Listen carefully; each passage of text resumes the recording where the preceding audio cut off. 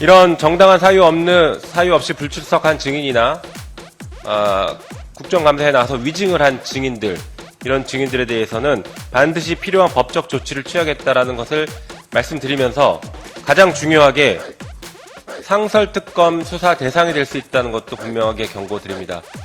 모든 의혹이 해소될 때까지 전체 회의, 청문회, 국정조사, 특검을 포함한 모든 수단을 검토해 실행할 것입니다. 기자 여러분, 국정감사 현황판이 앞에 잘 저희가 마련했는데요. 오늘 보면 이제 오늘의 국정감사라고 해서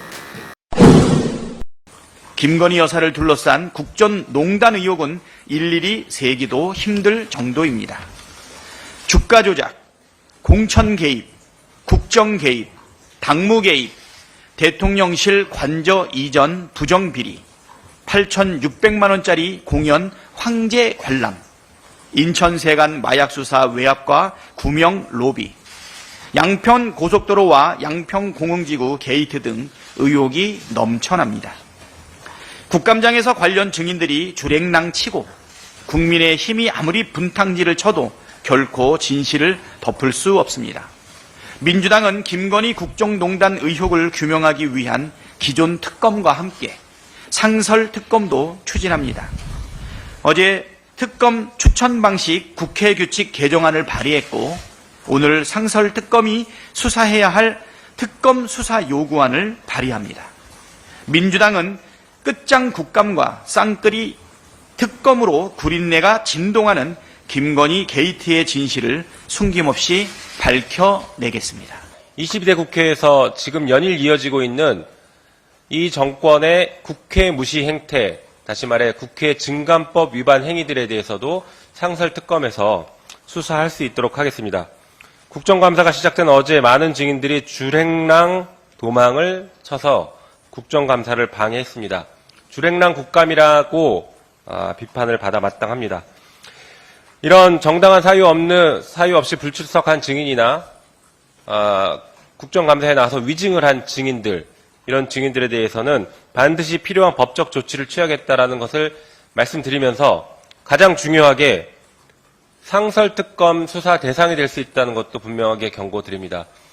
이번 국감에서 성실하게 임하지 않는 사람은 누가 상설특검 1호 수사 대상자가 될지 알 수 없기 때문에 반드시 성실하게 국감에 임해주기를 다시 한번 경고합니다. 어제 22대 국회 행정안전위원회 첫 번째 행정안전부 국정감사를 새벽 2시까지 진행했습니다.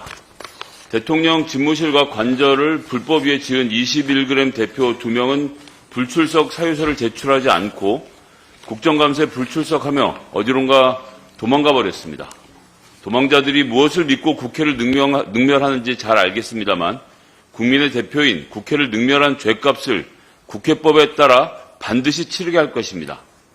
또한 불법에 조력한 것인지 아니면 방관한 것인지 모를 행정안전부는 자료를 감추기에만 급급했습니다. 본인들이 21g과 체결한 계약서는 물론 견적서, 청사관리본부의 행정 업무 내역조차 제출하지 않고 모르쇠로 일관하고 있습니다.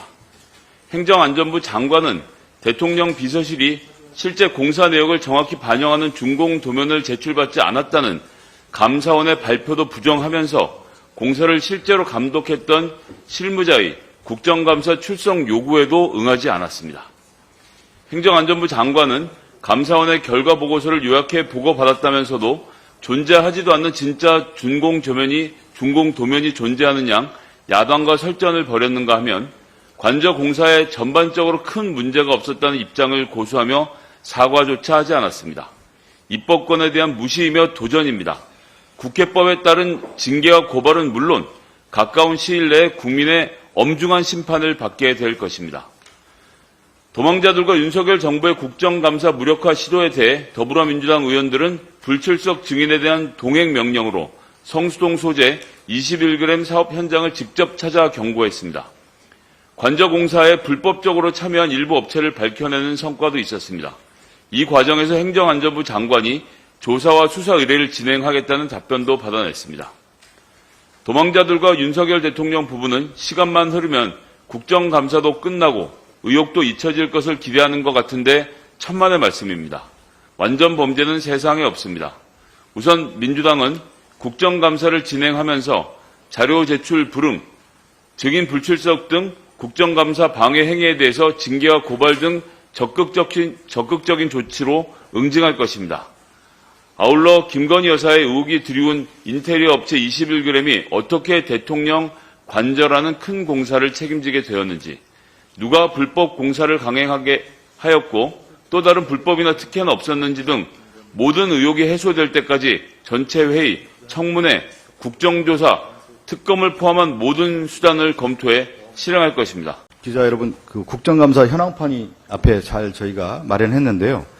오늘 보면 이제 오늘의 국정감사라고 해서 법사위는 도이치모터스 주가 조작, 노태우 비자금 집중적으로 저희 질의할 예정이고요. 또 정무위는 명품백, 김건희 명품백, 특히 국민권익위 전 정승인 부위원장이 출석할 예정입니다. 교육위는 김건희 논문 표절, 그리고 산중위는 TMF 사태 대체, 배달업 수수료 인상, 중소기업 R&D 예산 삭감 등 주요 쟁점을 저희들이 국감을 통해서 밝혀낼 예정입니다. 참조해 주시고요. 그리고 오늘 주요 증인과 참고인을 보면 앞서 얘기한 것처럼 김건희 여사 명품백 종결 처리 관련해서 국민권익위에 정승인 부위원장이 출석할 예정인데 아직 그 사표가 미술이 되는 상태입니다. 정무위를 좀 관심 있게 봐주시기 바라겠고요. 교육위는 김건희 여사 논문 검증 관련해서 지금 지연이 계속되고 있는데 문시현 숙대총장이 참고인으로 나오고요.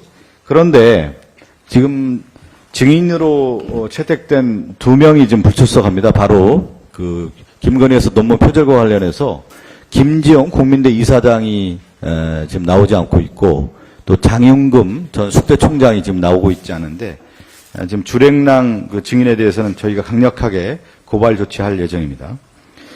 그리고 한국 교과서와 관련해서 지금 논란이 되고 있는데 이주호 교육부 장관의 청년 보좌역인 김건호 씨가 초고 작성에 참여를 했는데요. 어떻게 된 경위인지도 교육위에서 좀 밝히도록 하겠습니다. 산중위에서는 TMF 사태 관련해서 조성호 전 공영 홈쇼핑 대표하고 신정건 TMF 비대위원장, 또 배달업 또 3사 대표가 참여를 해서 TMF 사태 관련해서 집중적인 질의가 이어질 예정입니다. 기자 여러분께서 관심 있게 지켜봐 주시기 바라겠습니다.